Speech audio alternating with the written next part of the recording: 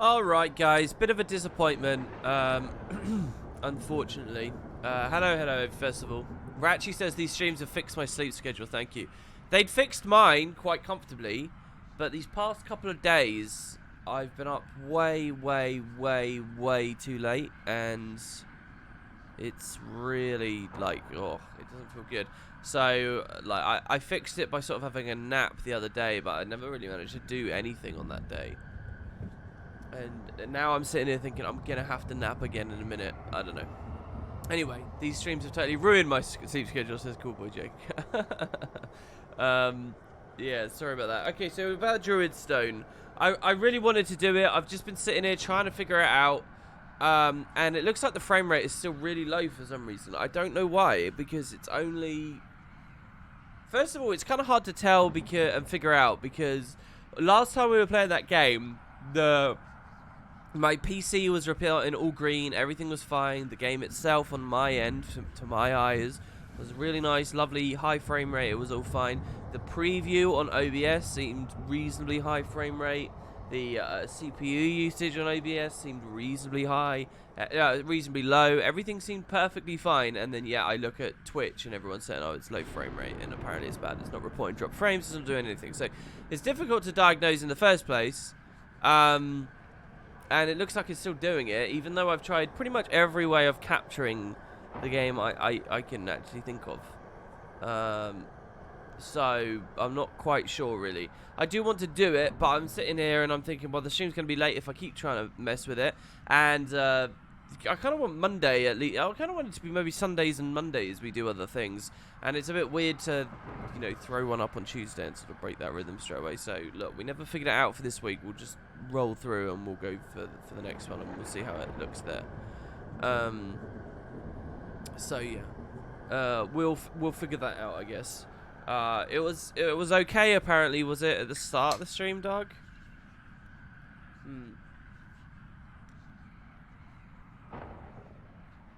So that would mean it got really bad when I swapped to display capture halfway through. I didn't realise it had got worse halfway through. I didn't realise that. So, let's do it. Now, today, I'm thinking of, let's try PvP queue. Because why not? I'm going to keep trying to push myself and see if I can have fun with it. So, ranked is over.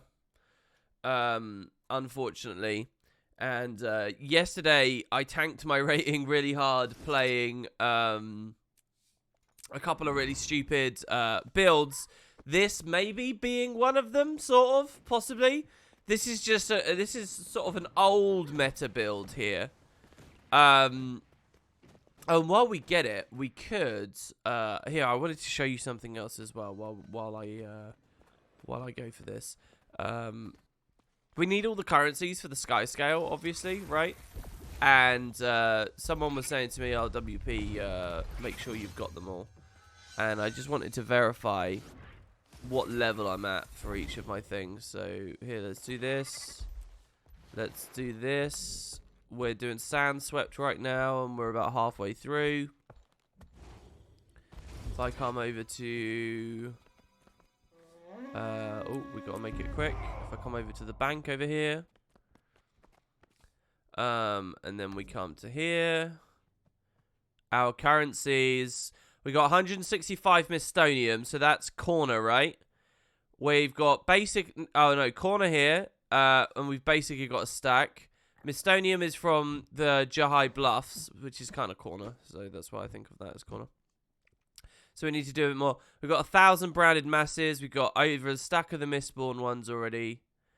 A stack of Kralkatite. And actually over a stack of ingots of Kralkatite as well. So I need just a couple. I need to beat like 2 more reward tracks or something like that. Probably. That's all I've got to look at. So you guys can hear the game. I just have the audio. You should be able to hear the game. I can't hear the game. I guess I forgot to turn my speakers on this morning. I did all that Druid Stone test. I didn't even have my speakers on. Is that true? Oh, weird. I actually can't hear anything. Did my PC shut down last night? Oh, my PC still does a weird thing where if it doesn't shut down and it like goes to sleep and then I turn it back on after it's been asleep, it disables the audio. So I'm not really too sure about that. So anyway, we're going to grab this to get our daily. And see how it goes. Anyway, so this is kind of this is a silly build. This is a build I'm pretty sure someone set up like macro bots on a while ago that literally just play deathmatch and they ignore all nodes all the time and they just charge players. It's a build that can slam like 30 confusion on someone in an instant, and then if they cast through it, they die. So it's actually what I'm calling an escape artist build. I'm not sure what the bots or whatever were doing, and they were not an inspiration for me. But I wanted to make an escape artist build, and so a lot of what this used to be strong with has been nerfed to crap. So like a lot of stuff is just not where it was before. But we're using ineptitude instead of deceptive evasion, right? So we get our clone generation instead from escape artist, which is whenever we stealth, we gain a clone. Which basically means that decoy functions as mirror images, okay? And we get generation for this. So if you pop a decoy at the right moment, it can be amazing fuel for a cry of frustration, which is like where all your confusion is now. And it's not a staff build, so it's really not a node holder even remotely. The problem is people see Mirage and they think, oh, at least this guy's coming here, and they think node holder. But yeah, it's kind of a fun build, and I kind of want to show it off. And I do want to do a bit of PvP on these streams. We'll probably do it like a phase where we're doing ATs and stuff. So I'm gonna have to get used to it. I'm gonna have to sort of chill out about it and see how we feel. So I got a Reaper up here, and the thief might jump to me, so I'm not actually gonna. Oh, okay, he dagger stormed and I shot myself in the face. That's pretty bad. What I can do here is I can stealth, and as that guy's leaving, I can decap him, and then we can take the fight again. Okay, so their close point player just came up to me. Core Guard's quite a tricky one actually for this. I've not really learned the best way to deal with it. It depends how patient I am. Obviously, he's just sitting on the node right now. Okay, he's not a good Core Guard. So that guy died. And we'll get the decap and then go back onto the roads. Here, this guy's actually coming up to me, which is brilliant. He wasted his torch 4 there as well. If he goes to the kite spot, we can follow him in stealth. Okay, never mind. He immediately... That was a bit telegraphed of me, to be honest. Here we go. We can do it again now. Oh, this is a sand shards build as well, by the way. Okay, we need to bail now. We can do it in stealth. The warrior's going to go for the res. I actually can't stop that. If I were to go up and pressure that warrior, he would, like, Greatsword 3 or whatever me, and I would just die. So, I actually can't do anything about that. We got to watch for new incoming. Our Necro's on close and is pretty much vulnerable. This isn't ideal. There, I would have shattered, but he had a big dodge, so I didn't want to dodge into that. Usually you want to time this burst for when somebody has just dodged. You don't really want to axe 3 until you see the first dodge. So basically the job of the Scepter Pistol, here I'm going to die to the Thief unless I stealth and kite out. He knows I'm here anyway. Yeah, I should have left way earlier than this. This is really, really trash. Yeah, I'm dead, pretty much. What was I trying to say? Yeah, the job of the Scepter Pistol is to... The thing is, it's got enough pressure. The build's kind of bad, right? Because what you need is you need a set that can tax someone's life, a range set, that can pressure someone hard enough to make them blow defensives. Now, Scepter Pistol's pretty good for that because you can blow a stun break with the Pistol 5 from range, and that's just, like, hugely powerful for any build. So you remember I said that a Necro was vulnerable and close? This is the problem. I'm not looking at the mini-map and stuff while I'm on stream because I'm talking about other things. We have to fight here. We can't stop for the node because this entire game falls apart if we do. So we wait for the dodge. Now we do the thing. And if I'd decoyed in the middle there, that would have been much bigger. Now we have to try and stealth. I'm gonna oh, what? Was he under Warhorn 5 still? This is really bad. Oh shit.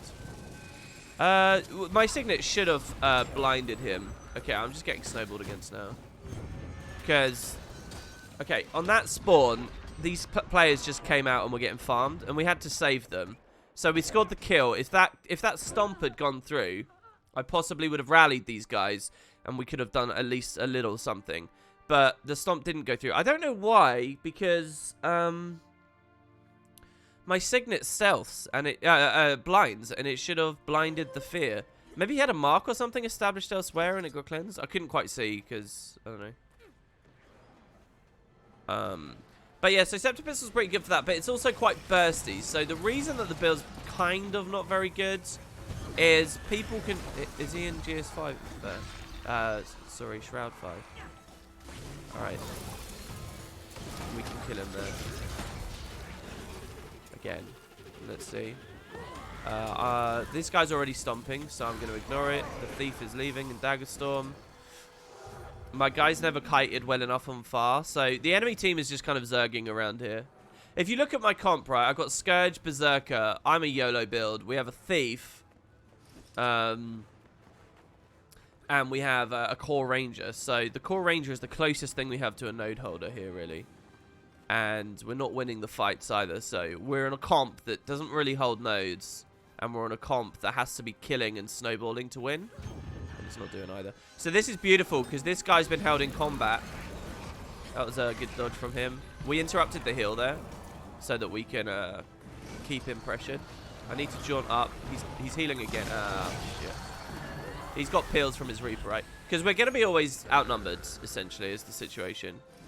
But with all the stealth, we can do things. So this is a clunky rotation for me, because my Thief realistically wants to be coming to do this. But instead, the Thief just tried to fight, and he died instantly. So this isn't very good. And now my Necro that's following is going to get pressured so hard on the road. Oh, he actually turned around. Okay, that was a super gross obstruct. Oh, and I've crashed. Oh my god, the frame drop. What was that? Okay. Not quite sure what was going on there. So here we're just going to shatter from range. Because he's unlikely to dodge those. He's just going to think that that's fodder. That stealth was a waste. That was not a good idea. And yeah, this is bad. So the fact that there's people coming, though, is actually kind of good. Because what it means is my team wiped them. Right? And I didn't realize that that had actually happened. So we even had another cross here. So this is really dicey. He's going to jump in, and I've been held in combat. So we have to be very careful here. Again, another F2 from quite far out here. Really, we want to get to the second Scepter 2, which is what we just did. And that's going to make sure we've sustained enough to do a lot of pressure. Okay, so here he's dead. The Thief's going to try and interrupt any kind of stomp I go for. So I just have to focus him. We dodge still. Just mirage things. And if that pistol 5 had landed, we would have 1v2'd there. Problem, we've lost close and far as well, so I don't think there's much we can run with here. And we're getting decapped. I'm the only person in position, because no one's dead or in respawn, to grab this. Leaving the Guardian there is like kind of risky, because it's near spawn. But I don't see any very high-rated players, so... Well, I mean, well-playing players right now. So the odds that one of them respawns and comes out and reses is lower... And I need value off of this. I need to be able to keep him down so I can 1v2 and I can, like, single-handedly deal with, like, you know, 3/5 of their team, if you will. So the problem here is I've got a stealth thief that's going to jump me. So I'm just channeling all of my stealths until he's forced to reveal. And I can be on the kite spot so he can't insta-steal to me. Also, pistol's really good range, right? Like, I can actually counter pressure from here. This build is not a side noder, so I can't actually get off of this spot. But as long as they're doing this, my team has a number advantage elsewhere. And in theory, can win the rest of the map. It's too late in the end of the day for this to matter. But, so if he makes the jump, it's really dangerous and I have to get off because he's a worry. He didn't make the jump, but whatever. So what I'm going to do here is I'm going to stealth and then... Oh shit, I revealed myself. By the way, this is, the stealth spam on this build is actually kind of hard because I'm running sand shards because it's all about the big burst. So we're going to shatter here. I probably could have distorted. The Dagger Storm missed a lot there, which is lovely. He got a good dodge there as well. I was in stealth there, so there's no telegraph. I actually think he was dodging because my friends were... Nah, I got cluster bombed. Oh, he's running Shadow Refuge. This is a weird game. This is a very weird game. I had an anecdote for you all, but I don't remember what it was anymore. Oh, yeah. When I was buying my team time, it actually wasn't very good because one of them was already dead. So it was so even though I held 2, and I lost the node doing it, which isn't good either. But so even though I held 2, my team wasn't actually a leg up because my Scourge had already been killed at that point, right? So yeah, not very good. We got top revives, offense, and damage. There you go. That's a game for the for this stream. I was gonna say a game of the day there, but it's not necessarily a game of the day. Okay. So by the way, can you guys just confirm you can hear the game? Let's get in and do Amnoon.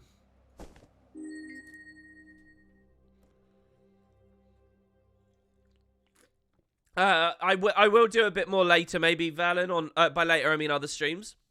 That's a cool offer, dude. That might be fun. But I wanna make sure we get some more progress on this stuff and the Skyscale particularly. I've got it's been like what is it 2 weeks now since the patch came out. I'm getting Warclaw memories here. Where oh crap, I accidentally bonded there. I'm getting Warclaw memories, so yeah. Also, you'll notice, by the way, I did something.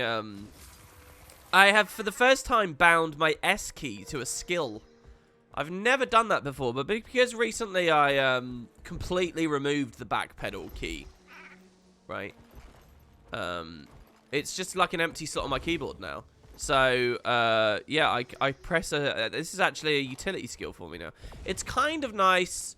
But the weird thing is, if I want to run forwards while, like, stun breaking or whatever, like, oh, I was playing some Fresh Air Ellie yesterday as well, and, like, if you want to use an instant activation in Mobe, right, on one of the arcane skills, while chasing someone down or fleeing, which you often do, because you know, especially when you're fleeing, in Mobing someone, resetting air to get super speed and bail out, that's, like, huge. You need to be able to do that.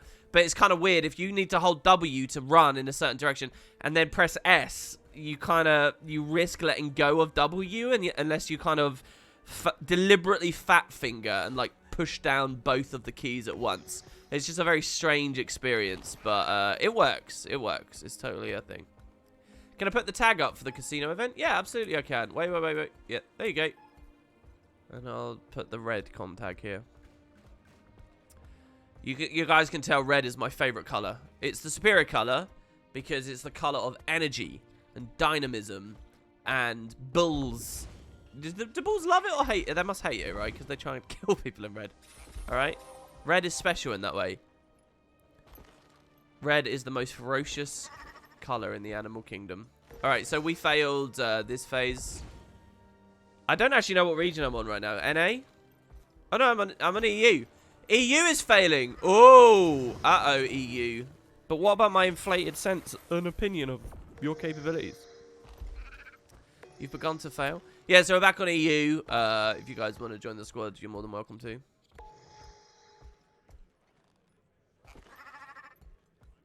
Bulls are colorblind. So why is it? What's the whole shaking the red flag then thing? Is it just their specific variety of color blindness means that they see they read a little bit more clearly? Is that what's going on with that?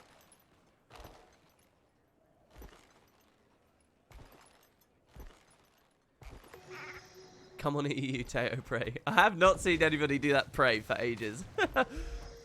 Hopefully when and if they release a new raid, we can get some good usage out of that. They just attack movement. It's the movement of the flag. Oh, so why did the Spanish or whatever, I'm assuming it was the Spanish that invented bull entertainment, bull-related entertainment, let's put it that way, or latched onto it in the way that they did. Why red? Is that just a misconception? Don't worry, Robin. The vast majority of these are EU, so, you know, you don't have to worry too much. Let's see. Get some black line yields. Oh, including these two. And then we've got a Goric male, which we'll read in a second. Red is just a stereotype. It's the flag movement that angers them. What is it about movement, then, that so frustrates them? I thought the whole thing was you meant... Oh, no, you meant to make yourself look big, not like you move a lot. I guess if you move a lot, you're going to make predators think that you're, like, fleeing. And only prey would flee, so they go for you. Like, that's the whole thing with the big cats, right? But, like, a lot of creatures, you just got to, like, if you're holding an umbrella, they'll think that the umbrella is a part of your body. And so if you lift the umbrella up and you put the...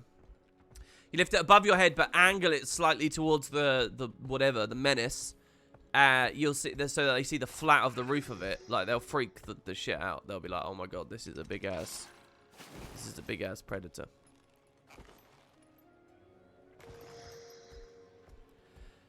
Here's a weird observation, right? Like I said to you guys, and it's not going to be that interesting if you don't know the game. But like I said to you guys, I've been playing a lot of the game Don't Starve recently. Not for about a week, probably, actually, now. But one thing that's really fun about that game, it's a game where you're just like a character that ends up in like the afterlife, if you will, like a purgatory type area, and you're just trying to survive, right? It's a survival game, but it's a very cutesy, awesome, well-designed one from a studio called Cly. Cly also made those Shank games, which I covered on my channel years ago. Some of the earliest attempts to branch into other games from way back when. Anyway, so in this game, you kind of wander around and you find all these different creatures and all these strange things, and they're all like really weird. Like there's this giant. If you make it to spring, you can find this enormous thing called a moose goose. It's just like this massive goose moose hybrid, and you can find these big creatures with single eyeballs called tall birds, and you can find these big elephant-looking things called koalaphants, I think is their name. Anyway, so there's just all these weird and wonderful, strange creatures. And as you play the game, it's like, oh my god, that thing's really big. It looks weird. I won't attack it. Oh, that looks really strange. I won't attack it. And you know, you feel very much based purely on the aesthetics of something that it's going to be dangerous or not. And you buy wholesale its behavior based on the way it looks. And it makes me realize that's basically what it's like for animals of low intelligence in the real world. You know, if you're a bear and you see a man with an umbrella, you're going to think that the umbrella's attached to the man, and it's like this crazy creature, and it's really big, and it's this thing you've never seen before, and you're not going to attack it. And what that bear is going through is exactly what you go through if you play Don't Starve. There you go. That's the observation. Don't Starve captures that experience of being an animal in the wild with no understanding of your surroundings very well. Okay. All right, there you go. I did promise you guys you wouldn't like it that much.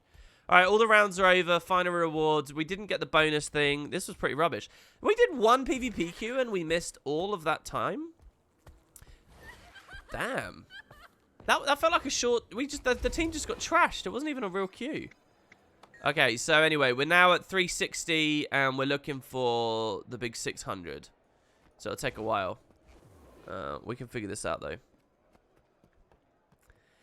Yeah, there are ways of playing Don't Starve where you don't lose everything, but to me that robs the spirit of the game. There's an adventure. Well, there is an adventure mode, but in the multiplayer version, there's 3 choices. Even in the survival mode for multiplayer, there are ways of reviving one another. It's just they cost lots of resources and they're limited, and eventually, you know, you're screwed and you'll run out completely. I just don't like how you guys can't seem to hear very well, so let's do this. All right, the Griffin race. So let's get on to Merlin. God, I really need to blow my nose. Is that a thing for you guys as well when you're really tired? Read yesterday's subs and donations. Ah, good point, good point, good point. Okay, all right, fine. All right, we'll do that.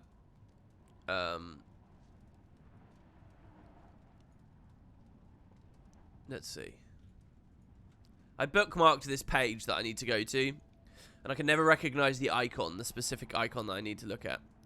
So here, let's slash talk at the screen to give the illusion of content while I connect here, and we read this stuff out. Maybe I should have turned that guy's helmet off. No, it's fine. All right, okay. So yesterday. Okay, today we had Nick. Oh, by the way, notifications are going to be really trash today because I can't even hear the dings. I can't hear anything. But Nixon 4867 subbed. Thank you very much. Whoa!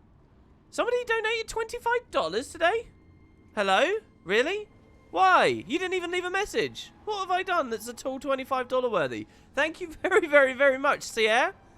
Where are you in chat? Speak up. Oh, by the way, is chat working? Yeah, chat is working. It will probably crash us again later, but it is working. Thank you so much. Wow, that's lovely. I really appreciate that, wherever you are. Listen, guys, if you ever want to donate, please ask me a question. Even if you don't care that much, ask me a question so I can answer and give you something back. This just feels weird. Thank you very, very, very much, though. That's lovely. The Road Warrior as well. We had 55 Diego. We had Just Spiffin. Girl Painting. Tipped $5. Maybe a contest for the Twitch audience to reskin one of your characters. 2 days time to submit a character design with armor and dyes at Guild Wars 2 style with the name tag potato skin, and the winner will get the design applied to your characters. I've had that suggestion lots of times before. I'm guessing maybe even from you. I'm just not that interested in the admin of that. There's a lot more videos I'd like to make. You know, if I got to a point where I'd made loads of videos and I was like, oh, what do I want to do next? That's a cool idea.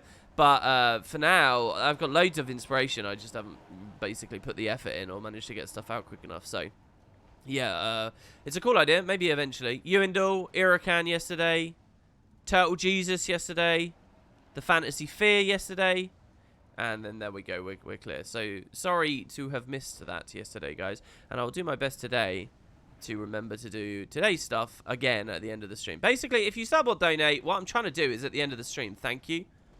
Like a second time or whatever. Or if I'd missed you, then I'll do it at the end. And we're going to have like an end screen specifically for that at some point, which will mean this won't be so clunky and annoying, and it won't be like, oh, where's the content gone? WP's just reading people's names. Because I do think that's boring as shit, just reading people's names. For anyone, obviously it's fun for the one person who subbed or whatever, but for everyone else, it's not that great. So yeah, we're going to try and do it in like a designated section at the end. My frame rate's really low in the game today.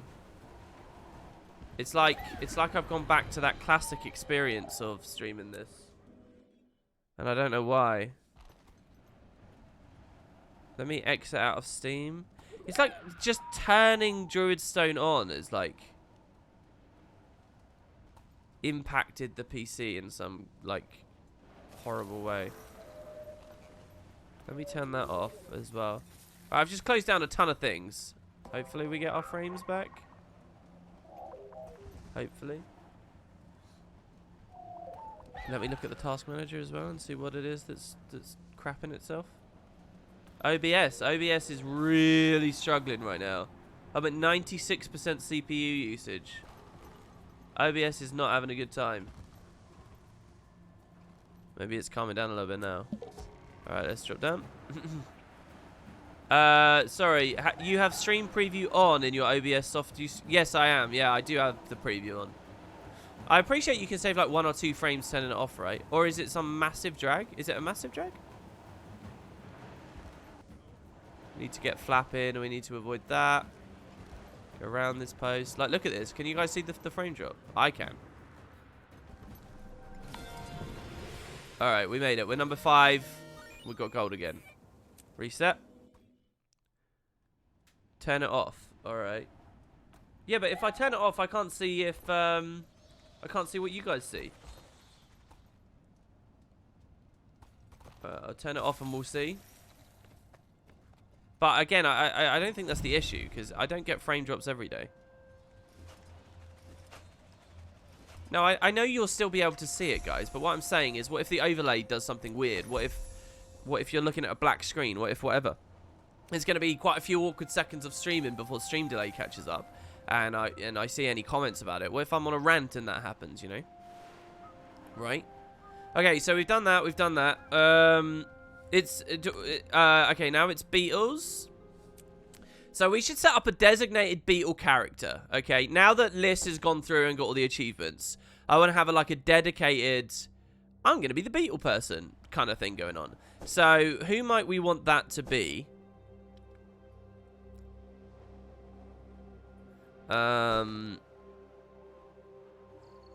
Who's got a lot of world exploration, but basically I never play, is the question. That's what I'm looking for here. You know, I actually think Arachnia I play very rarely now. So I guess I'll do her. I've just got so many Necros for different purposes. Arachnia's going to become my racer, I think. It's still ugly, man. It's not working. So what we're going to do is we are going to hook her up with the racing scarf. But which variant do you guys think? Oh, this isn't even... That's interesting. Why is... Is that because of the chest piece? This chest piece hides your shoulders, does it? All your extra thieves are camped to the Beetle races. Oh, yeah, you could have one at each race as well, couldn't you? That's pretty cool. I'm not going to do that. I'll have them... I'll just have one guy who's got the waypoints. Damn, so that's why no one runs Orchid, because it hides shoulders. That's why no one runs Orchids. Well, what's a good racing, like... Aether? Aether Blade? Let's do Aether Blade. That's a good racer's looking set, I think, personally. Look at that. That is a racer. Ooh, I actually hate the way that skirt looks. That looks so gross. That's like... oh, well, I guess I won't go much further. That looks alright, though. Very clothy and leathery. Hell yeah. I mean, the Sunspear emblem on it kind of ruins it a bit. Look at that. Alright, Arachnia, you good? Let's do it. Alright, so let's start her off at Brisbane, I guess. And then we'll run through. Racers need pants or it looks terrible in the saddle. Okay, alright. Okay, maybe you guys have got a good point. Maybe you're right. What's the, so, look, I'll run Elegy. Yeah? Alright, is that better? Does she look more like a jockey now? Do you know what? I genuinely get a little bit depressed when we start having to have sincere conversations about fucking Fashion Wars. That people actually get upset about it. Alright. Look, guys, this is good enough, okay? This is good enough. Alright, here we go. So let's move over here. It would be nice to have a good backpack as well, but I'm not sure what would really fit on that. Fuck you, WP. Fashion is my will to life. Then you and I are very different people. Very different people. Alright. This is so annoying. I mount up and then... Okay. Alright, so let's just head on. She looks a little bit like Riku. I'm sure, yeah. Oh, that would have been really nice. Never mind. I'm not going to mess that up. Because look at the speed you can come out of that. If you can, you know, just about nip that, you're going to do so well at the start of this. That's like easy gold if you get that start. The rest of the course, there's like very little threat. But you need to get this bit at the start. Maybe it's my boost timing, my initial boost that I'm messing up with this. Maybe we need to boost off of the starting line. And then that gives us a bit more maneuverability by the time. Yeah, look at that. That right there, that's how you get gold. And you're really good with your racing lines afterwards. Get a good drift around this corner. So don't boost before, don't hit that tree either, I guess. Okay. Yeah, and it's something like this. I think, probably.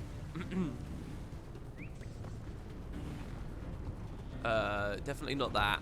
But we went through the tree, so race is still on. That's pretty good. So, yeah, I don't know. Anyone got any topics or something they want to talk about on this? I mean, this is the 6th day in a row we've done this. I'm running pretty much on empty as far as things to say about the Beetle racing now, I think. Unless I just sit here in silence. It feels like... How long have I been streaming, by the way? It feels like it takes a bit until about this point here. Then I feel awake and I feel like the sleep's just gone. I don't feel tired anymore. It's taken... I felt like hell when I woke up this morning. And now it's kind of sorted itself out. This is too much. This is crazy. All right. That's fine. Fixed it. This is not a gold run. But it's good enough. Play some what? I keep thinking I could go under that. I know that the hazard's there before anyone's like, oh, you should learn that by now. I know the hazard's there, but I'm thinking, oh, it's a hazard, but I can go under the thing if I position correctly. But obviously it's too low. But you never know, because the hitboxes sometimes are really strange on these kinds of things. Talk about how Angel McCoy impacted Guild Wars 2 narrative. I'm guessing what you want is you want sort of an angry rant. People really didn't like Angel. If you guys are out of the loop, this was as far as I see, my information on this itself is spotty, because I've not really indulged in specific criticisms and discussions of individual devs too much over the years. But my understanding was she kind of came to the team during the Season 1 days, and a lot of the excitement about Scarlet and stuff, and the way that a lot of it was done, had something to do with her, I guess. I mean, it feels tacky and weird to pin it all on one person to me, because, you know, it's a whole team that works, and this whole team that does stuff. So, I'm sure that can't be right. But yeah, people really did not like her. They didn't like her so-called agenda and the things she wanted to do with the game, and I have to admit, I'm not too in the know about where specifically a lot of that came from, you know. I mean, we're so far off gold, to be honest. We're so far off of gold on that. Alright, so anyway, we grab that. Oh, shit. Isn't today missions? Because we've got to... Because, you know, the reset happened. I don't know. No, I'm going to do Skyscale. I promise I'm going to do Skyscale. Skyscale all the way. Okay, the next one is Gandaren. She doesn't actually have this waypoint, so... We'll have to pick that one up.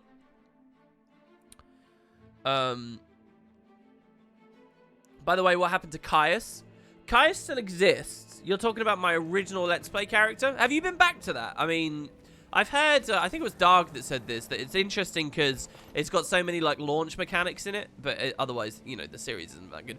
Caius does still exist, but he was on an alternate account because every character was on alternate accounts on that original series. Even Arachnia. This is a duplicate Arachnia that I'm playing right now. There is another Arachnia, or was another Arachnia, maybe she got deleted at some point, that you saw on the LP, I think. This Arachnia was like my test playthrough Arachnia. On my main. And I didn't have a test playthrough for a char. For that reason, I cannot remember. I don't know that one. Oh, don't forget the waypoint. Yeah, I've just missed it, but I'll grab it. I guess the course obviously doesn't... The course doesn't care about giving you the waypoint. It's cool having destructible terrain on this, sort of, but that also feels a bit weird. So yeah, I'll grab that again in a sec. I'll just remember to do it before I leave. So yeah, Kaya's... Oh, Darg was the one that asked the question. I thought someone else asked the question. Yeah, so he's still there. He's on my other account that's called, like, my Issa account, I think it is, which I very rarely log into. I've used to farm that account for login rewards for a long time. Yeah, yeah, Valen, I knew about the drifting is slower thing. They gave that advice on a stream, right? That was awful. Where they basically said don't drift unless you really have to, because quite often it's better just not to. I know I've got a boost up, but I'm just gonna do it this way, right? Slow and steady. Silver or above, and I'm pretty happy on this race. That, again, I keep messing up that one bond of faith there. Oh, no, we got value out of it, maybe. That boost was bad as well, because it doesn't do anything while you're in the air. No, we're well in on gold for that, though. Okay, and then there's the waypoint. Okay, next. Let's try one Snowden course. It will speed up our medallions a lot. I'm going to try it once. If I only get bronze, I don't care. We'll just slowly practice that. But we'll try bronze here. First problem is remembering where it spawns. And I'm going to mess that up on multiple days. So I'll put a personal waypoint up. By the way, Valen, I don't know whether you realize this. You know we did a couple of queues the other day? You have... I don't know what character it is. You have a personal waypoint set up on the Battle of Kylo. On one of your characters, and it was proper weirding me out the whole way through the match, because I was like looking at it, I was like, what's this? Oh, it's the waypoint. And I kept like trying to right click it to get rid of it. I don't know where it was located or why, but yeah.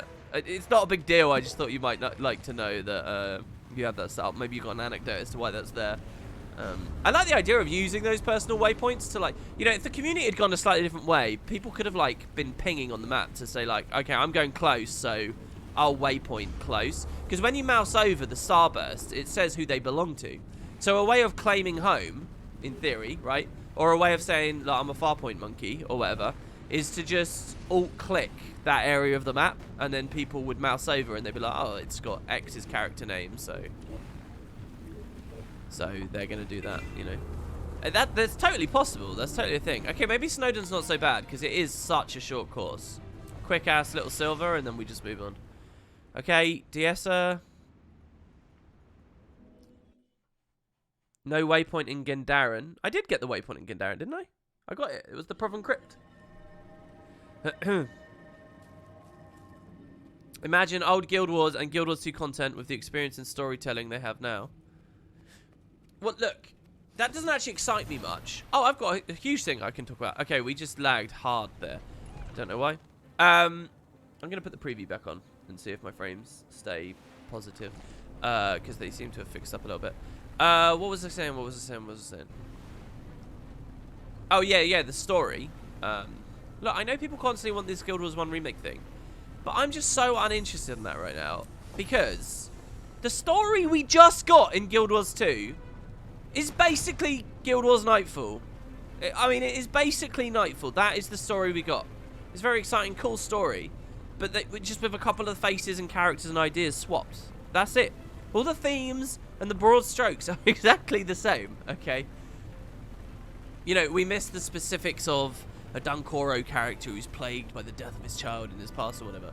But, you know, we've got other characters with their own issues. And it's essentially, you know, a new magical being absorbs the power of something greater than it, right? It's the same story. So, to go again, and to me, alright, Guild Wars 1 is the Nightfall story.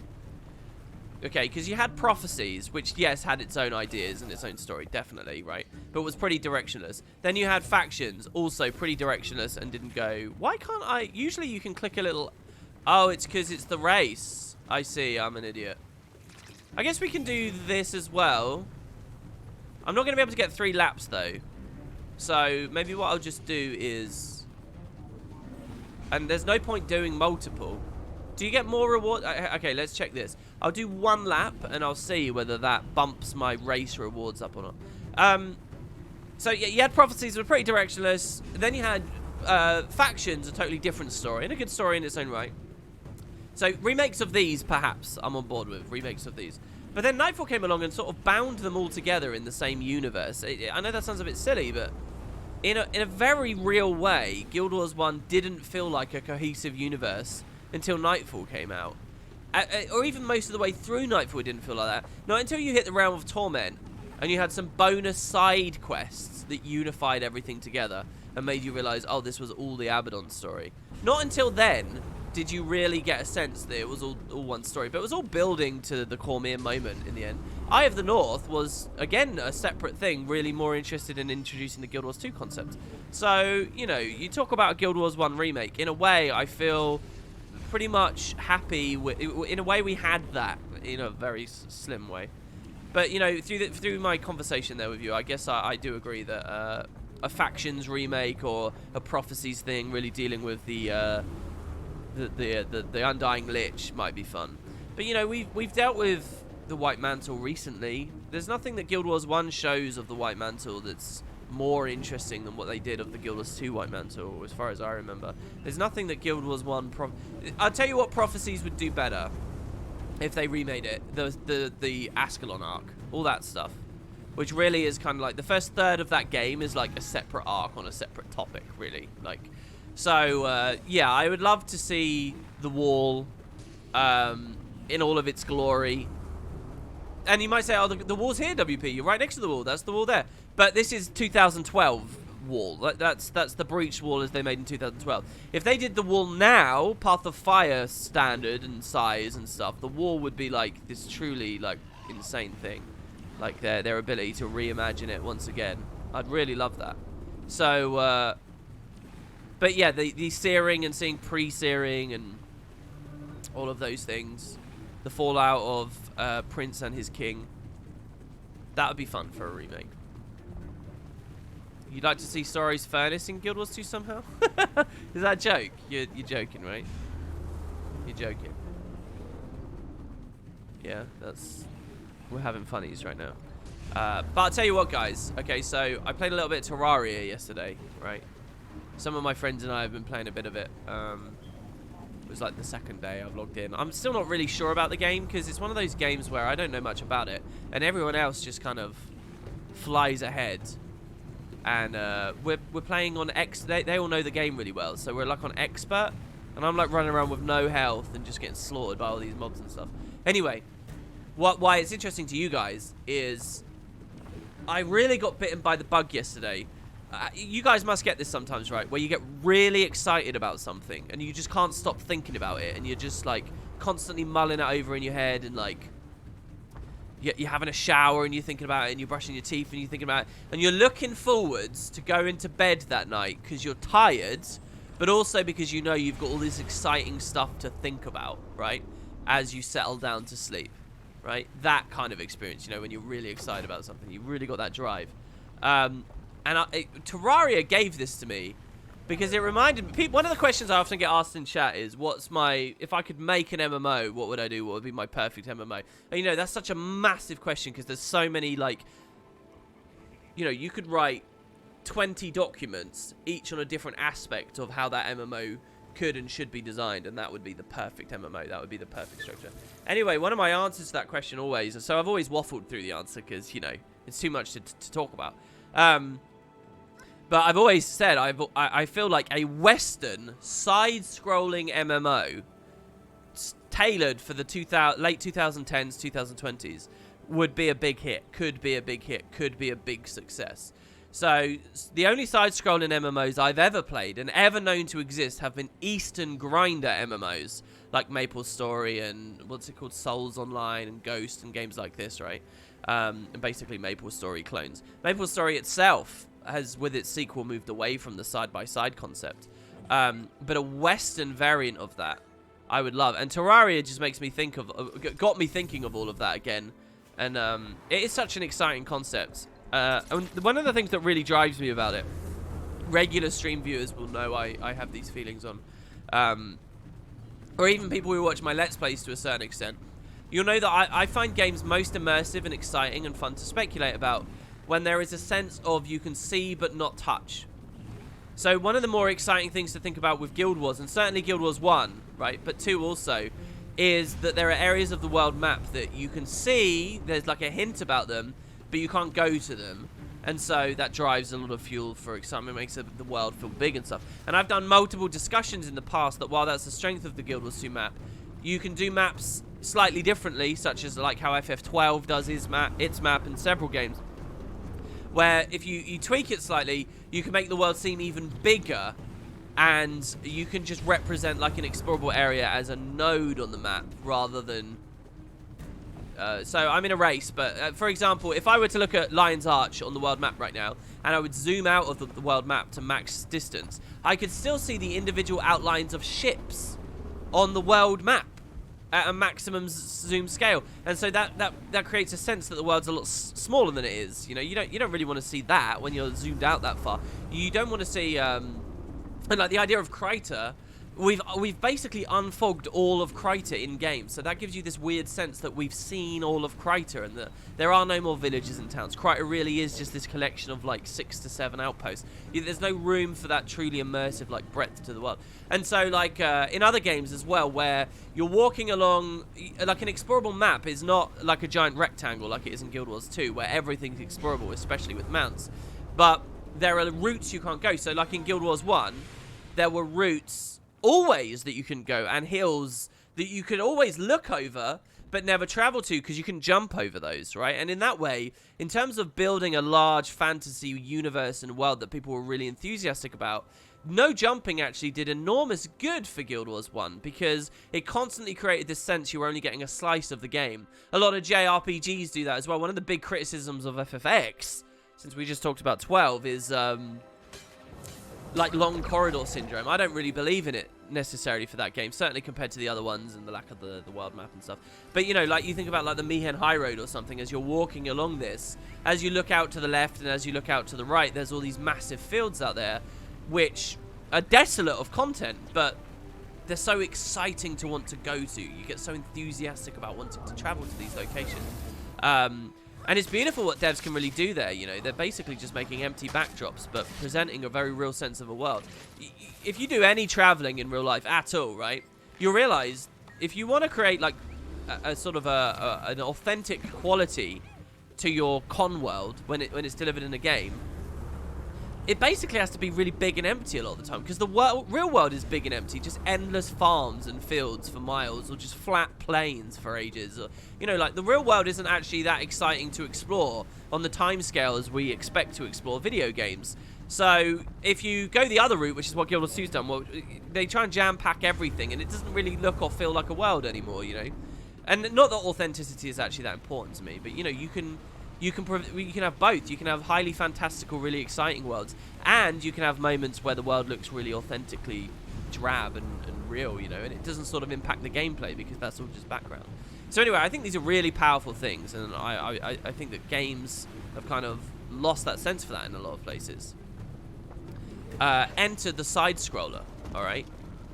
Side-scrollers are the perfect, most distilled, most incredible version of delivering that you can possibly have. Now, anyone who's played a side-scroll in MMO or, you know, other games to a certain extent, but especially MMOs, and you've known what it's like to be on, like, a certain field or a certain area for a while grinding mobs, you know, ultimately these are mob grinding games. And I'm not saying the idea of having a Western one would be to sort of cull back on a lot of that stuff and cull back on the monetization grubbiness and whatever. Basically, there's a million games that, with ArenaNet's business philosophies, there's actually monetization philosophies, rather. There's a million things they could make successful. There really are. They're one of the only studios I would trust to deliver all these different things. So we missed that by 4 seconds, so let's do it again, since I'm rambling anyway. Yeah, side-scrolls are so good. You know, you're walking along this plane, and you look in the background, and there's all this gorgeous, beautiful, extremely immersive art, you know, that shows these lovely forests and fields and mountainscapes and, you know, swamps and jungles and stuff. And it's just so incredibly profound to play these things. And so yeah, I'm playing Terraria, and I'm like remembering my old freaking like Maple Story days and all this stuff, and that just gets me on a roll. And I'm just thinking about, oh, what would be the perfect MMO for this, and this. All right, we'll try one more because I messed that up, and the story's over. So there you go. And for what it's worth, I don't think that Maple Story is a good game, but I think it's a beautiful demonstration that is still a powerful concept. And people have kind of moved away from it. No one's trying the side-scroller MMO, and especially not in the West. But I think they can work. There's obviously limitations in terms of, like, sense of exploration and direction. When you can only go left, right, how do you, like, create divergent paths and give people freedom to explore? Well, you let them go up and down, but that always feels a bit weird. Why does climbing up a hill mean I'm going north? I know it's not actually, it doesn't feel that good when you play those games if you realize how that can function and the way it can separate out into little maps. There are challenges there, but I think it's definitely workable. So yeah. You don't think it would work? Not today? No, I think it can. And I think even like the fact that, you know, mainstream Mario games have their little like side scroll sections and can show how well they work. I think like, you know, Rayman had a hell of a resurgence recently. There are single player, you know, co-op side scroll platformers. And by the way, I'm not talking about a platformer. I'm not saying it has to be an MMO platformer. Obviously, you can't get very far with that. But, you know, one thing that Terraria shows is just how interesting loot and gear and stuff can be, even in that format. If you guys have ever played that game, like, there's millions of different kinds of guns and swords and shields and bows and special abilities you can get, and ways to and mounts that have special different ways of traversing the environment. Like, there's like a slime mount you can get on that lets you jump really high, and there's a bee mount that sort of lets you fly but only in bursts. There's loads of, it's insane the amount of stuff that's in that game. And you know, these are showing that there's a strength in that. Terraria does not lean that heavily on the destructible terrain, and even that element you could port over to some degrees. I don't think art style's a problem. Look at the success of games like, well, again, art style is not necessarily inhibited by the side-scrolling concept at all. All right, we're done. I think that's all of the races for today. So let's open Arachnia's chests. We only got 1 gold today? Maybe I opened some of the other golds earlier. So that's a good amount of medallions. I like how this actually does reward you for being good each day. Like, you will get to the novelties quicker. Like, I probably would have unlocked the goggles today if I had gone for gold on each of those things. I probably would have if I had stuck about and gone for gold. Alright, anyway. What was the next one we were getting, though? It was going to be really expensive. It was going to be the fowl, so I wasn't going to buy those anyway. Alright, anyway, with that done, let's now move on to the Skyscale. And let's do it on... Who else has been to the map? There's no tome to this map, is there? Is that not a thing, guys? There's no tome, right? I can't remember who my second character I took into Dragonfall was.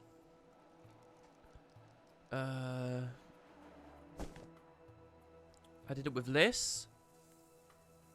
Oh, it was my guardian. It was a female child, wasn't it? It was my guardian, my firebrand.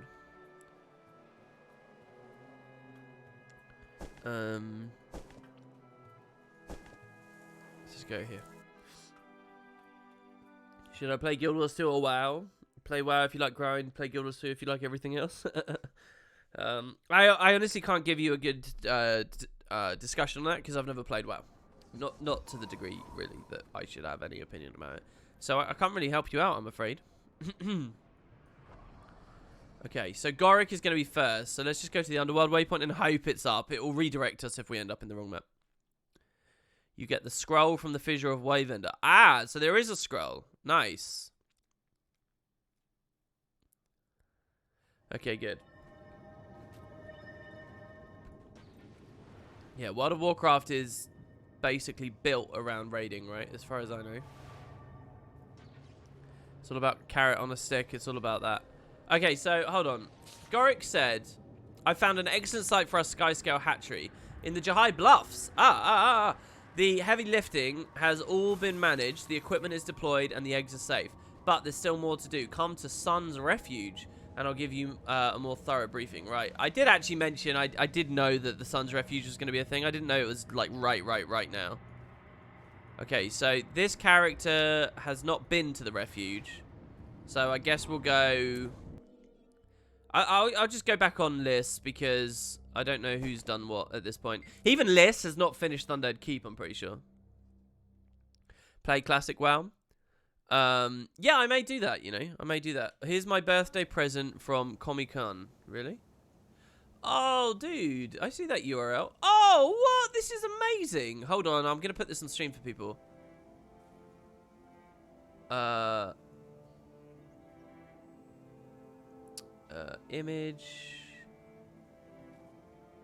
Image, add, browse. Into the media dump. No, I didn't click that. I clicked media dump, not start.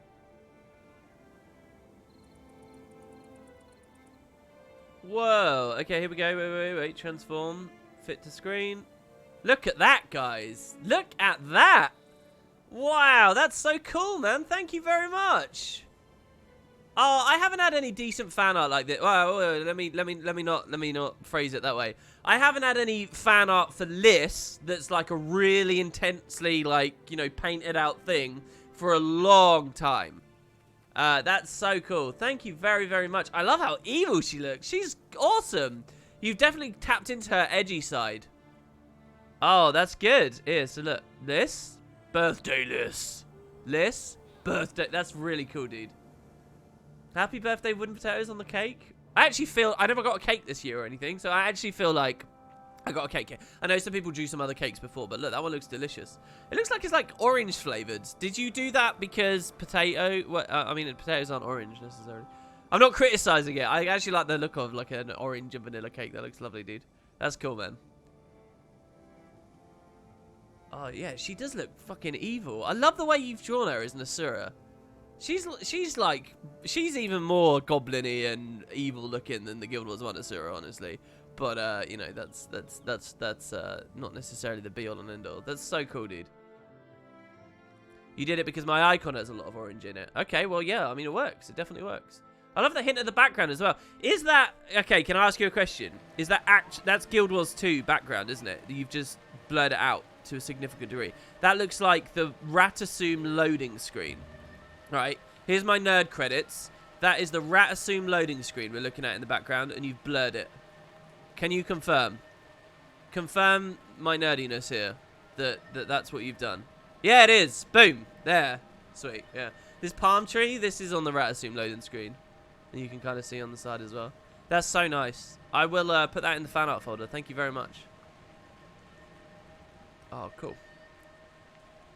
I really don't need anything for my birthday, guys. You don't have to, you know, do this. You guys have all been so nice. That's very cool. Let me check, by the way. Because, again, I didn't hit any dings or anything today. Let me just check. You just reminded me someone might have subbed or something. Nixon, thanks for the sub 45 minutes ago. And 55 Diego. Okay, nobody has. Nobody. We've had a few follows, but okay, cool. All right, Sun's Refuge. Here we go. Share your fan art folder. I have actually done that before. I'm pretty sure anyway. All right, I'm not going to alt-tab out of the game now, by the way, because... Well, hold on. Liz hasn't been to Dragonfall, so how do I know that this will work? I mean, it's account bound, so hopefully. Yeah, I can see the little icon, saving Skyscales, so let's head on in. I'm going to de-squad as well to get this icon off for this footage. This might appear on a Skyscale video in the future, if I get one. Well, not if I get one. When I get one, but if I feel that this stuff's relevant. Maybe on the Google Drive. No. I don't think I really want to do that. I don't think that's necessarily that important. But I've got maybe 40 to 50 different bits of art just of lists over the years. And then there's some other things that are like, you know, photoshops and whatever. Basically, if anyone's ever done anything creative, I've kept it because that stuff means a lot to me. What? Did I just see Sierra donate? Are they fake? Is that real? Sierra, are you even typing in chat? What? Hold on, let me see here. Did I just see $64 on OBS? Oh my god, I did. What? Sierra? Am I even saying your name right? Can you type in chat, please? Where is this person? Who are you? He's the what is this? So yeah, $63.34. And can I just remind you guys, at the start of this stream, there was a very strange $25 donation from them that I had nothing to say about and nothing to like get out, you know, to hit back on. So yeah, thank you so much. I don't know what to say. They say recent birthday. If so, happy birthday. It was, yeah, just a few days ago actually. But thank you. What? You really don't have to do that. That's so nice. Thank you. Payne Hardy as well for the sub a second ago there saying Tata ooh hype. Thank you guys. What on earth? Who are you and why are you throwing money at me? Exactly, yeah. Jesus. Dude, I don't honestly I don't know how you could possibly get value for money out of that. I don't know what I can say. You've completely that's so lovely. Thank you. Look, this is if people do this, it's weird, man, because it's like this makes like streaming so worth it, and it's like, oh yeah, I'd love to do more of it. Oh, maybe we should kick up to 3 hours and stuff. But it's like I feel like I'm gambling, and like I shouldn't do anything that like basically banks on people's goodwill and just sort of insanity, basically, because that is insane, man. Thank you very, very, very much. That's lovely. Okay, all right, I'm gonna move on because I don't want to ramble like a moron. Valen says, have you done any speculation on the introduction of new Melandry zone information? I haven't done a video on it. I've listened to the dialogue on stream from the people at the camp, and I've spoken to the NPCs that are there, but I've not done any deep thinking, to be honest. I've not thought about the will-o-wisps, and I've not sort of looked very closely. I haven't done all of the events. I'm not sure if there's any bombs. What I'm planning on doing is basically going to the wiki. The wiki's been really slow to fill out with information lately. And that's fine, and you know, I'm not contributing to it, and I would never judge that. So I'm just sort of waiting a little bit for more of the dialogue to fill in on the wiki, and then I'll read through all the events like in plain text form and see if there's anything really gripping about it and interesting, and I'll roll that in. I'm actually planning on doing that for the whole map, and I was going to do a video just discussing like the open world lore, because it's kind of separate to the story lore. I did an hour and 20-minute video or something on the story stuff, the Golden Path stuff. So I hope that there's interesting things, but as far as I don't know of anything really that amazing to latch onto. And I haven't had anyone really ask in chat, say, WP, what do you think of the reveal of E in the Melandro area? I haven't had anyone say a comment like that, so I'm assuming that it's not anything that huge. Ratchy says, what's your thoughts on the 3 NPCs we bring into the final Kralkatorrik instance is the same as the Requiem characters? I hadn't really noticed that, but I think that's that makes a lot of sense then, actually, that the devs, you know, they realize, okay, these characters are going to kill the Elder Dragon. Let's get some more information about who they are and where they came from and what they're doing. Let's do some short stories. So it makes sense that they did that. Where is Gorik's icon here? That's my DJ box. It's such a fantastic idea to bring players back here. Oh, he's up north. Okay, alright. I'm not going to alt-tab. Wait, I will one more time. Basically, if I alt-tab, it gets it into the video footage I'm trying to do. Oh, Darg! Darg 41 seconds ago. Tipped $5. Let's not make you afraid that donations will come sparse and big. Here's Uendal version 2.0 with frequent and small. Tato feels good. Yeah, those are the days. Is Uendal in chat at the moment? Thank you, Darg. That's really lovely. I have not forgotten Uendal. It's up north. I knew that inevitably that would come to an end. And I just wanted to make sure when it did that, you know, I didn't like make him feel bad or anything. And yeah, it was really cool. What did I spill? I didn't spill anything. It was an empty can of Sprite that I drank as I was booting the stream up. I knocked the empty can over. Well, don't. Oh, okay, recording. Oh my god, where are the command posts? Where are the... This is the Guild Wars 1 area. Whoa, this is an even better place to pick. Look, Dunkoro used to stand here. And Zed Shadowhoof used to stand here. And the rare material traders used to be down that hall and on the left. And this is all still glassed over. And then here was where quite a few of the quests started, at least. Hello, Gorik. Wow, this is nice. I like that they picked this spot a lot. Oh, Arcanist Fader. This place reminds me of a story I heard from a friend who was stationed in the Desolation. Oh? She mentioned someone named Dunkoro would tell stories of a hub that connected most of Corner. Now that I think about it, the story mentioned Sunspears. Think this was the place he was talking about? No time. Sorry. Yes. Alright. Hello, Gorik.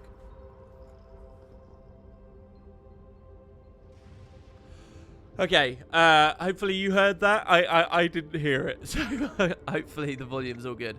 Turn up the dialogue volume for the video. Okay. Oh yeah, it's you couldn't hear that because it's not been on all stream. All right, let's do that again. Ah, perfect. Timmy and I have put our heads together to determine how to proceed in hatching these eggs. All right, there you go. So yeah, he says, "Ah, perfect. Timmy and I have put our heads together to determine how to hatch these eggs." It's interesting that it seems like quite a short line of dialogue when expressed up here, but like a huge text box above his head. That means exactly what? There's nothing exact about it. Skyscales are unprecedented. Their incubation process is unknowable. We believe it would be prudent to expose the eggs to a variety of latent magic energies. Go on. But we won't know for sure without a test. To do that, you'll need to select an egg and expose it to several types of magic throughout the world. Once we confirm the theory, we can automate the process for the other eggs. I'll be working on the means to do so. So go on, pick up an egg and get moving. This is kind of funny. I like the idea that we're going to do this and then the theory isn't going to be sound. In which case we have to do a different collection instead. Like, just make it as frustrating as possible. Alright, so there's egg. Nice. Look, they've done a lot of work with the little animations and stuff. The egg disappears when I pick it up. Skyscale of ice, of fire, of earth, of air, of life, of blood, of growth, of death, of spirit, fear, courage. Are these the dragon facets?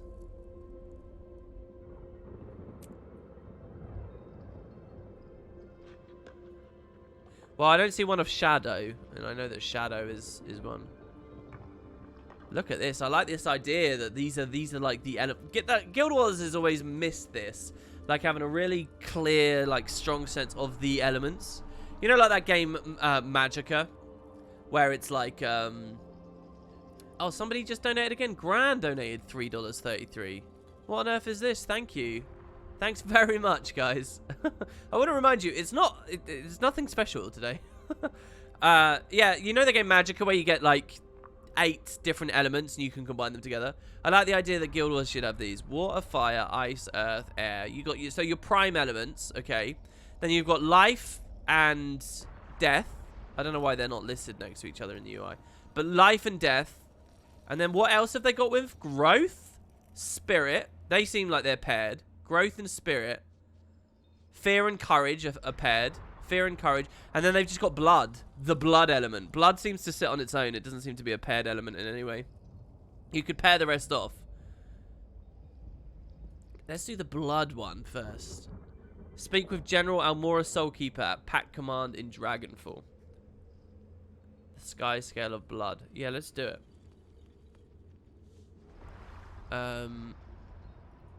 So Almora is at command. So that's just the main camp right up here.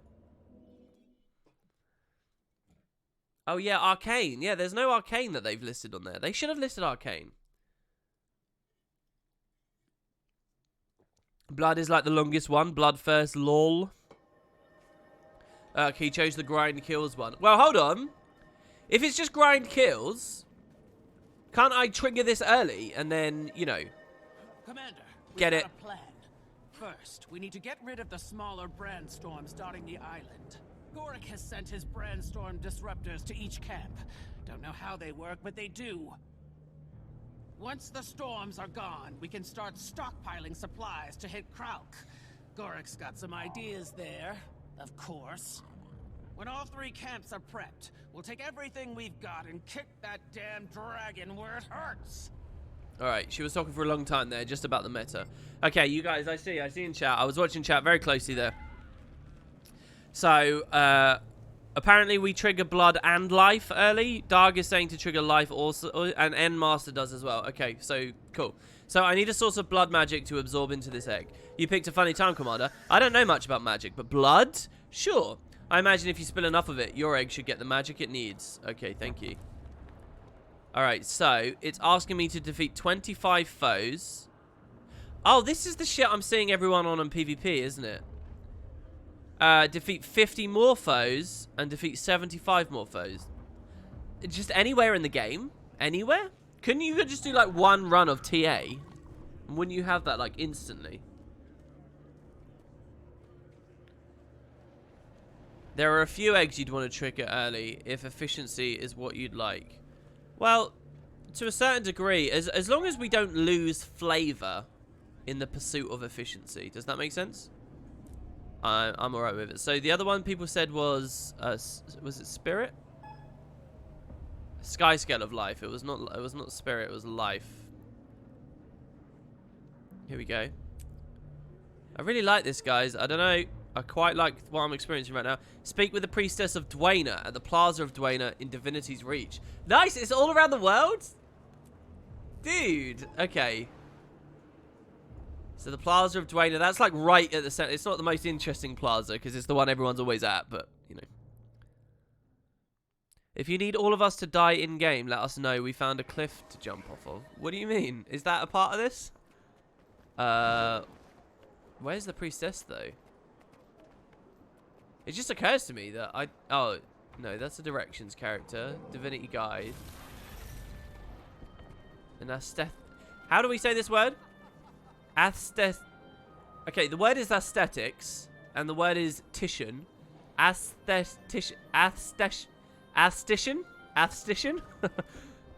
Alright, okay. Before I embarrass myself too much further. So, maybe I'm wrong. Oh, the Plaza of Dwayna. Right. We actually come down here. Technician. Alright, yeah, the plaza would be against the wall, actually. Oh, she's in such an unceremonious location. Like, look at this. Oh, I'm just in the stand. Lovely. Okay. Dwayna is the goddess of air, of life, of light itself. I've messed those up or whatever. Her blessings ease the burdens on your body, so you may move swiftly in her light. You know what they should have done? They should have had us speak to the priestess at Shaymore. And if you're a human, they should... Yeah, that's right. You've got to give me unique dialogue, ArenaNet. I'm never going to be satisfied. Give me more and more and more. Okay, so I need a source of life magic to absorb into this egg. Life is felt most strongly when death is cheated. I suggest you go and revive fallen allies. Ah, that's why you're all jumping off of a cliff. And that's why this is good to do while you do the others. Or you can do it in a kind of a directed way. Is there anything else I should trigger early? Everybody? Is there anything else? Is fear one I should do early, maybe? Aesthetician.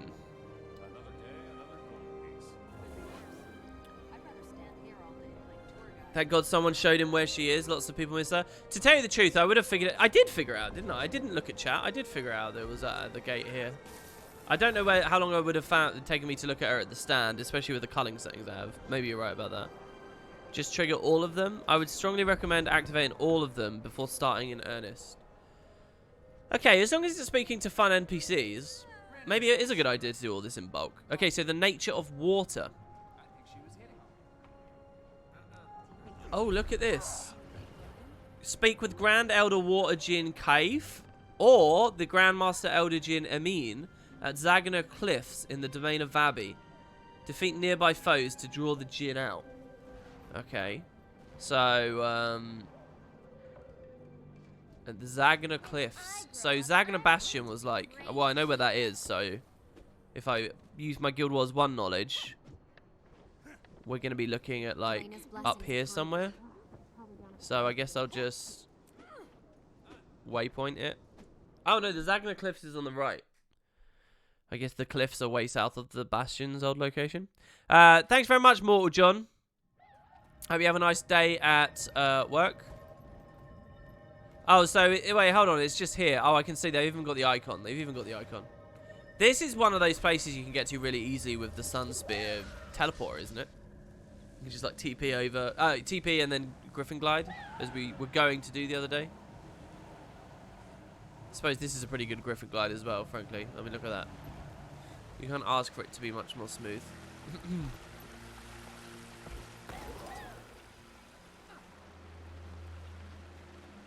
It looks quite gorgeous looking back at the force field from inside. When these force fields get big enough, they look good. But when they're kind of small, like in the Desmina Escort and stuff, and like the final boss we just experienced, they look really rubbish. Really ugly. Okay, so Amin. Hello. Somebody else did the event, I guess. Look at all the players that are here. This is nice. I am Amin. I have lived for thousands... Oh, his faceplate is bugged. I have lived for thousands of years, guiding my fellow Djinn. This place is under my protection, and it remains unharmed by the magic of the Crystal Dragon. Oh, we get to do all of them? Okay, I need a source of water for this egg. The power of the water swells, filling any space. Seek out the deepest pools and linger there. Thank you. So, hold on, because I did him for water. Will he not let me do fire? No, he'll let me do them all. Oh, that's a bit of a shame. Fires, so I just can spam all these up. Fire's power is manifested in degrees. Find the hottest of flames and let them consume you. Like, I feel like I should go to a fire djinn. Are there any friendly fire djinn? I need a source of earth magic to absorb into this edge. If there are no friendly fire djinn, that's kind of weird, because in Guild Wars 1, Asura could summon fire djinn. Of all the djinn variants, they could do that. Earth is constant and always present, but immersing yourself in its power can be difficult. Seek out places where the earth flows and bathe yourself there. This is nice. Take damage from quicksand in the Crystal Oasis, in Dry Top, in the Ellen Riverlands, in the Domain of Vavi. This is really good. Look, they've thought about a lot of stuff. Hold on, let me have a look at... where did they want me to go for this? Swim to the bottom of the Natuka Ponds, the flooded Castival and Blood Tide Coast, and the Derelict Delve. So basically, they've just found the deepest places in the game here. This one I don't remember. The Derelict Delve in the Desert Highlands. Oh, no, I do remember. Oh, because that's at the bottom of the Dwarven place. That's fantastic. So they only thought of 3 areas. What other giant, like, pits are there? I think that's probably it. Okay, and finally air. Air displays its power in gusts and turbulence. Where the strongest winds blow, you will find the strongest magics. Okay. And look at all the icons. Get knocked down by a dust mite twister. Interact with a cluster of winds in the hidden garden. Get caught in the brand tornado at Jahai Bluffs. Why only one of the tornadoes? What about the tornadoes in the new map? They were happy enough to have us go to new map all the time. You know, this is weird. It's kind of like the second time gate. If they had filtered this in with the original time gate, maybe people wouldn't have complained. What was the one that I never read, by the way? Earth was quicksand. Air was what we just read. Water was swimming to the bottom. Fire was that. Ice? Interesting. The Jinn don't care about ice, it seems. I just had a mail in game. What's this? There's always a million dead people at the heart at Destiny's Gorge in Southeast Crystal Oasis. That's for revives, is it? So reviving NPCs works, does it?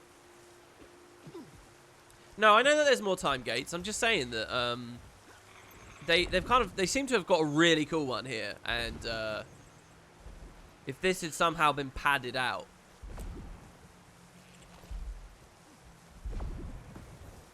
What is this? Courage in the face of death.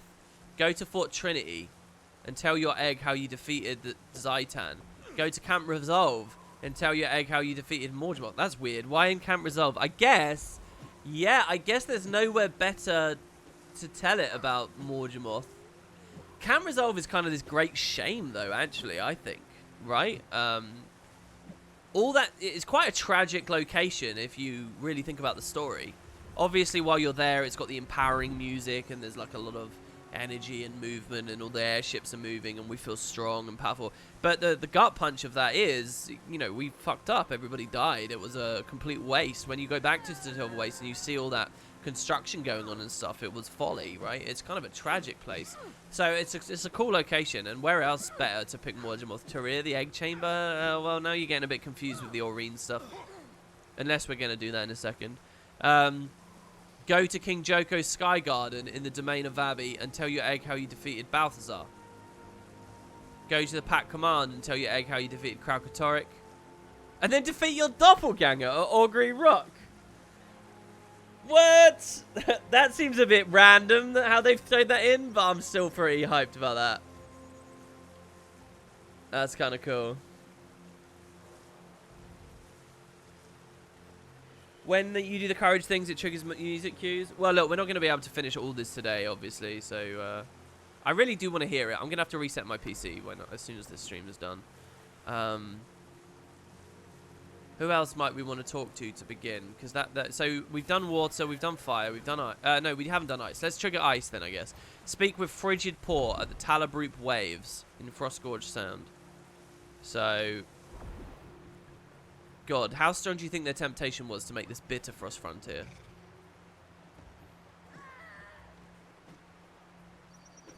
I like the Talabroop Waves as well. This is the really cool friggin' Coden's bias and conflicted nature and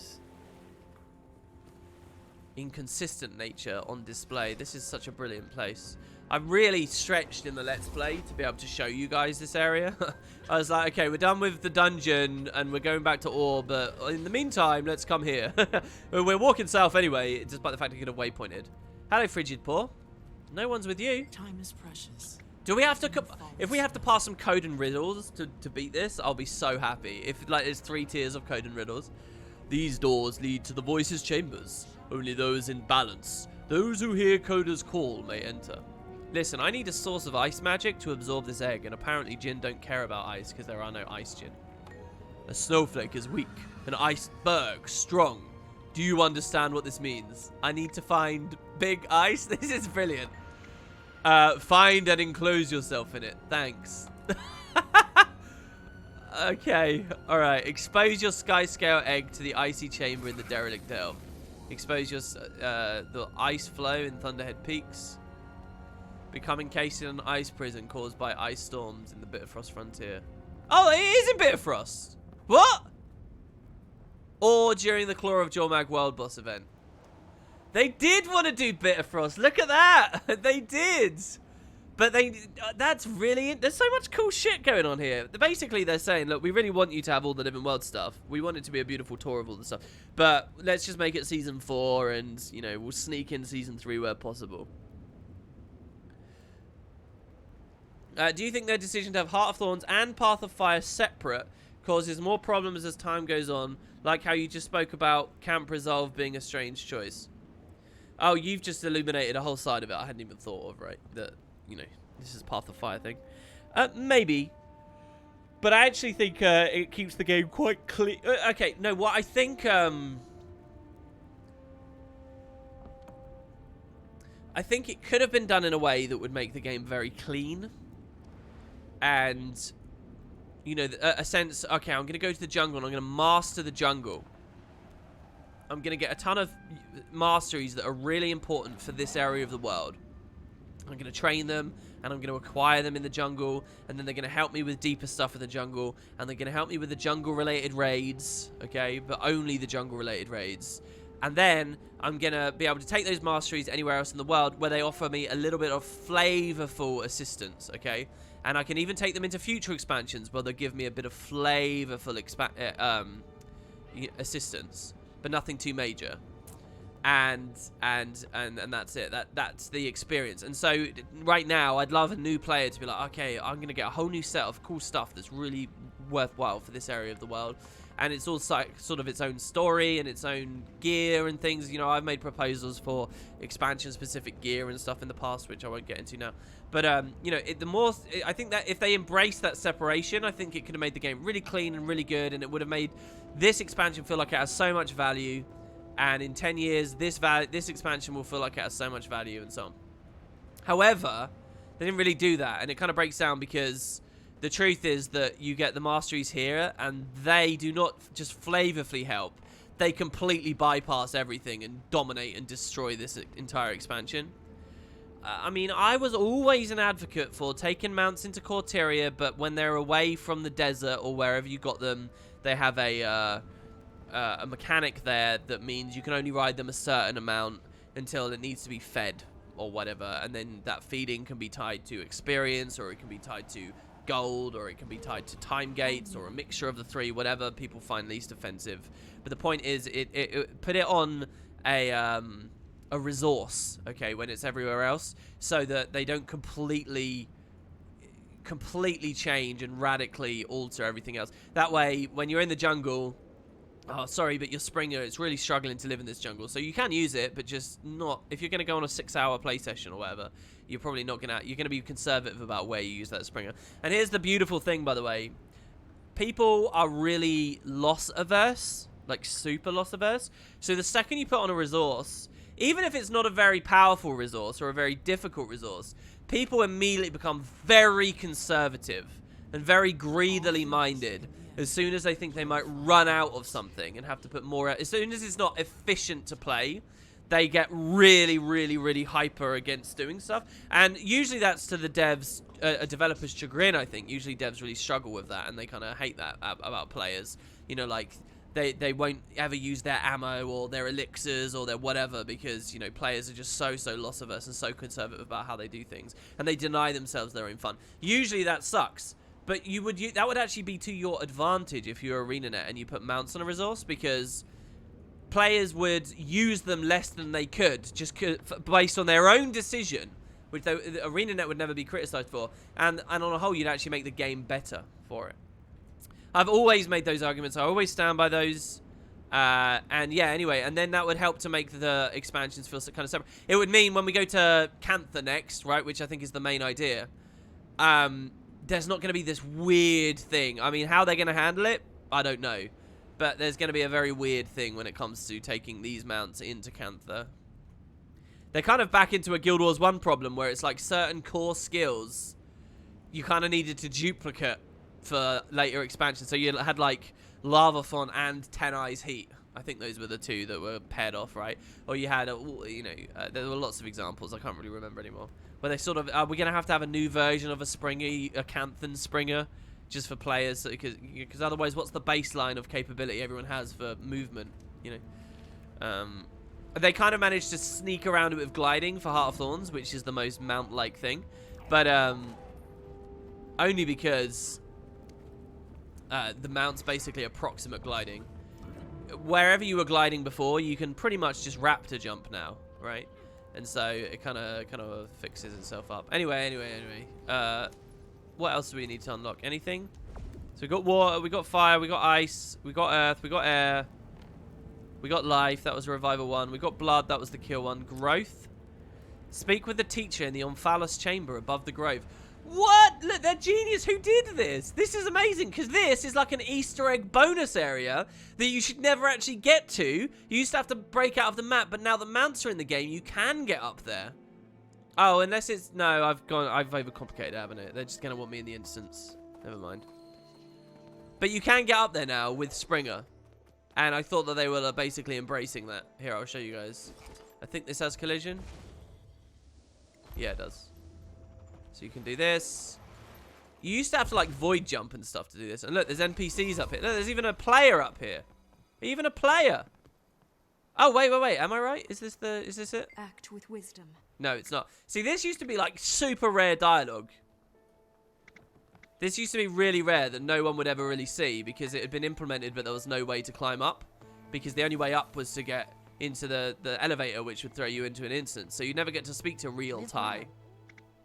I must ask you to please be respectful and speak quietly while in the Omphalos. This is a place for... Okay, that's too obnoxious even for me. All right, let's just go in, I guess. Never mind. I thought the devs had been extremely high IQ there. But not quite. Yeah, Robin, miss, there you go. The more you know. I did a video. I dedicated a video on getting up there back in the day. Okay, hello, Mr. Teacher. Act with wisdom. Greetings. Would you care to join us? I need a source of magic to absorb into this egg. Growth takes patience. It is slow and deliberate. Bury yourself in fertile soils and linger there. In time, the magic will come. Oh, so this is the time gate. We have to, like, AFK for an hour in each of these locations. So it's time gated, right, guys? Okay, there you go. Save in Skyscales. Spirit. Speak with Amaranda the Lonesome at Venlin Vale in the Brisbane Wildlands. Okay, I have to admit, I don't know what this is. The only thing I can guess is it's that Sylvari near that tree. Do you guys remember? But what was so specific about that? I can't remember. I thought that was like some Nightmare Court lore. Either that or it's maybe related to the little Sylvari village near where it meets the Caledon. Or it could be that Druid event. Do you remember the Druid event where you is that called Amaranda the Lonesome? And you gotta do the Druid event. So the Venlin Vale, I can't remember. This is the only one that I've been like, oh, that doesn't immediately. Oh, Venlin Vale. Is it the Lagos? I don't know. I don't know who this character is. I don't know why this is significant or interesting enough to come to. Maybe there's something really cool about Brisbane that I don't know. Oh, Amaranda is the Malik character. I was genuinely thinking of the Malik character. Because that instance takes place... wow, I was moving the maps way too much. Where's their, like, village here? That instance takes place, like, here. And I was thinking of that, but I thought that they only appeared in an instance. I didn't realize that they appeared in the open world as well. I guess they do. I didn't know that. Because the other thing that made me hold my tongue was I wasn't sure if they died in that open world instance. Because the Nightmare Court's hunting her down, right? Or something? Oh, okay, so it's the Malik connection. Well, yeah, that's definitely significant and interesting. And it's cool for them to shine a spotlight on that, you know, all this time later.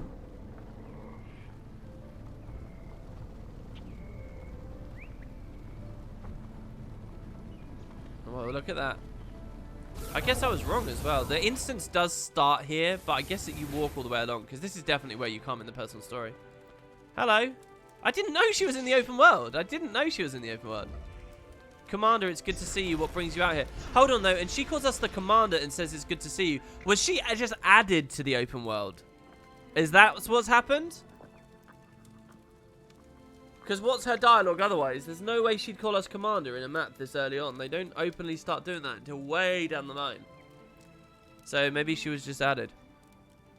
Yeah, okay, there you go, Darg. Alright, Darg says they just added her. Okay, cool. I need a source of spirit magic to absorb into this egg. And that's a nice little thing for them to do too. Spirit magic hangs in places of historical significance. Go where great events or people once trod. Okay, so they want us to go to Palawa's tomb. The ancestor tree. The shrine to Chiraios' defeat.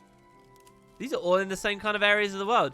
And, Prophet's Fall in the Desert Highlands. Prophet's Fall in the Desert Highlands?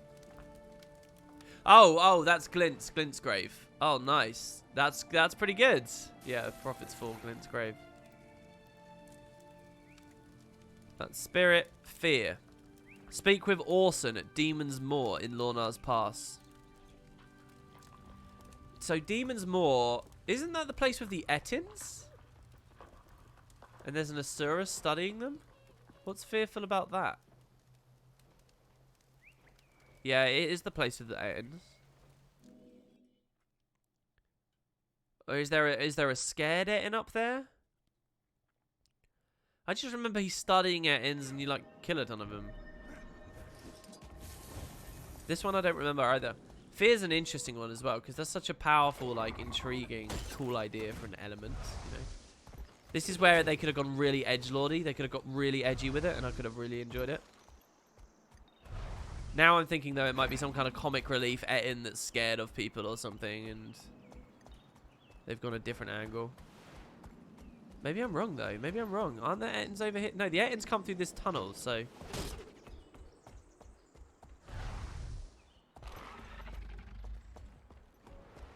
There's no achievement. Oh, there is a thing. It is. There is a thing. It's over here.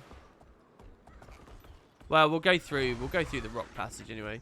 Because the world map doesn't make it look like there's a place to go here, but there totally is. So let's have fun with that, I suppose.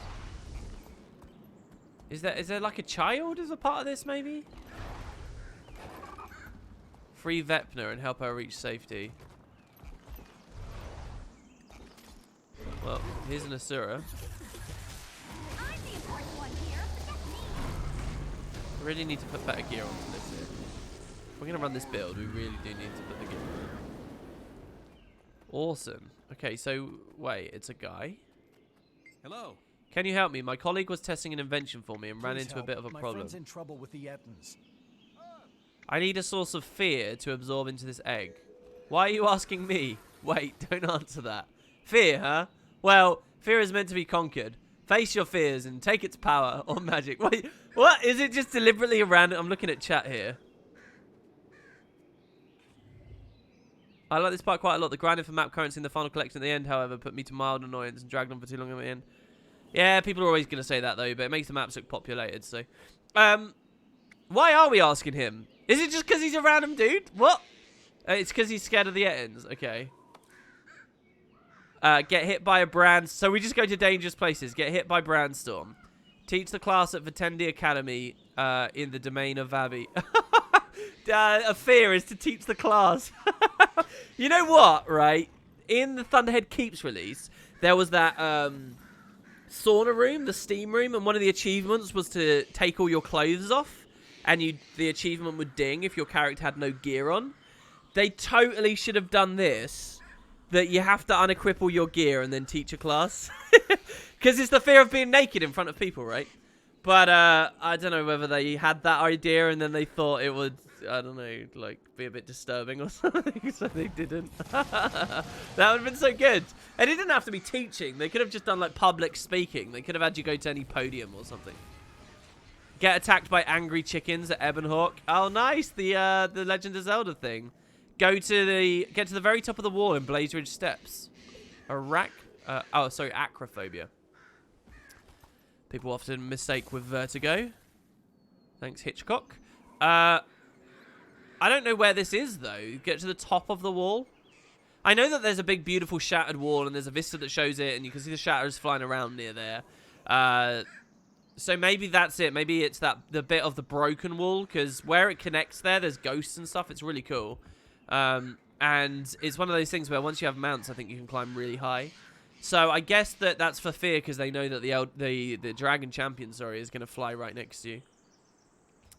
This is good. This is really good. They don't have you do any world bosses or anything. There's one choice for Jormag if you don't have Bitter Frost. Everything I've read here is fantastic. And then Courage we already did. All right, they're all unlocked. That's beautiful. Okay, so I'll probably do those on stream. Maybe we'll do that on stream tomorrow, or we could pick up some of those treks and things. We'll have a look. But yeah, so that's Master for today. I do just want to point out, I still want to finish this. There's 3 of these left. We've got all of them in the game except the Guide for the Lost, the Fang of the Mokali. I don't know how to say this word. And then Veil Render. These 2 I have equal progress on, but the cache for the map comp, I might have a lot further on one character. I don't remember playing much Soul Beast in Path of Fire, so that's probably not done very well. But Mirage, maybe I have pretty good progress on a Mirage, maybe. But like, look at this. Just the 1 heart. Buy from the amusement adjunct, the coin. Explore the dead house. And just kill a script. So, like, this is really easy. Some of these are pretty easy. So, I do want to take the time for these. Can you repeat what you said about that achievement where you have to be naked? Okay, very quickly. In Thunderhead Keep, there's the Dwarven Tomb, the catacombs. And there's all these little side chambers you go in. Each presents a little exploration challenge for you. One of them has you go into, like, a sauna room filled with hot steams and stuff. And you're just supposed to explore and not get hit by the fires and whatever. But if you strip all your gear off, there's an achievement in that room saying, let's get this party started or something. I don't know. But yeah, the idea is you're bathing, you're relaxing in the steam room. There's like a dwarven steam room, and you go in there, you take clothes off, and you get an achievement. That's it.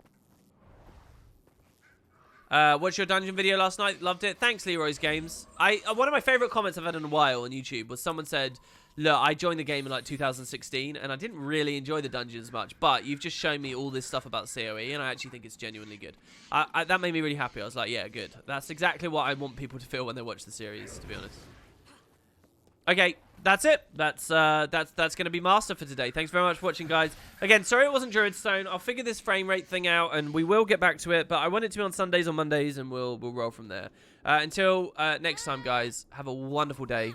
Take it easy. Thank you so much to those donations. So hold on, let me just remember here. Tyson? Oh shit! 2 people donated, and I missed it half an hour ago. This is why I don't get... Well, look, I don't even have audio today, so that was not a good choice of a day. Tyson dipped $2 and said, donation train, question mark, question mark. And that always kills it every time. Thank you very much, Tyson. That's very nice. And Grant said $3.33. He says, not to give critique to your choices, but here's some critique. Aren't you afraid to get lower views when streaming at 10 a.m. Central EU time? I'm only here because I needed to take a sick day from work. Want you to get the views you deserve, haha. No, I'm not really, because I don't really care that much. I mean, what I like about streaming is it gets people really into the guild in-game. It gets people really into the Discords. Sometimes people donate and stuff, and that's really nice. But it kind of creates this sort of connection. And the other idea as well is that hopefully some clips and discussions we have here, I can find ways to roll those into videos, and that will help the YouTube channel. The YouTube is what I really care about. I don't really care about Twitch. MMO streaming on Twitch is not a good idea unless you do it a lot. You've got to like really, you've got to like dedicate your life to Twitch, and I'm just not that interested in the format for that. So you know, I don't really care about that kind of stuff at all, to be honest. The thing I really care about swapping to mornings was that I had a lot of regular viewers who liked a certain time on the weekends, and that, you know, now it's the middle of the night for them, and I feel kind of bad for those people, but, you know, if you spend too long obsessing over just a couple of people, instead of doing what's better long term, it's not good. So, you know, I kind of had to make that cut. You have to make decisions like that sometimes. That's the thing I'm more concerned about. I really don't care about the rest. But there you go. So thanks for asking a question with your donation, so I can give you a good answer. The Yeah. And one of these master streams has already got like 4K views on Wood and Potatoes 2, by the way, which is nuts. I think it was when it was my birthday. I don't know whether people were linking it because they wanted to see me react to that lovely Google Drive and some of the other things. But yeah, that was really weird. I don't know why people are watching so much, but it seems pretty regular. People seem to like it. So yeah, it's good. All right, there you go. So that's it. Thanks, everybody. And I'll see you for the next one tomorrow. This whole stream's been muted for me, so I want to go fix that now. See you later, guys.